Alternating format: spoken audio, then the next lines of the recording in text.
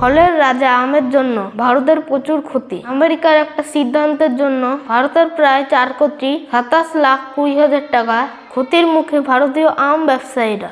Recently ভারতের সাথে কার্যত বেইমানি করেছে ডোনাল্ড ট্রাম্পের দেশ। লস এঞ্জেলস, সান ফ্রান্সিসকো এবং আটলান্টার মতো আমেরিকার বিভিন্ন বিমানবন্দরে 15টা আমের শিপমেন্ট পাঠানো হয়েছিল ভারতের তরফ থেকে, কিন্তু শিপমেন্টগুলি বাতিল করে আমেরিকা। কিন্তু কেন? দীর্ঘ বহু বছর ভারতকে বন্ধু বলে পরিচয় দেওয়া আমেরিকা হঠাৎ কেন বেঁকে বসলো?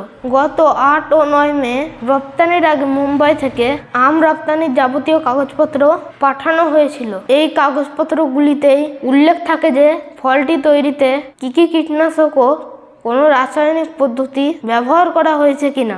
সেই কাগজপত্রগুলোর জন্য এই অবস্থা। আসলে ভারতে এখনো আম পাকানোর জন্য ভয়ঙ্কর বিষ ক্যালসিয়াম কার্বাইড ইউজ করা হয়। এখানকার লোক কি সুন্দর পাকা আম দেখে কিনে নিলেও বিদেশে তা হবে না। এখন 4 কোটি টাকারও বেশি আম নষ্ট।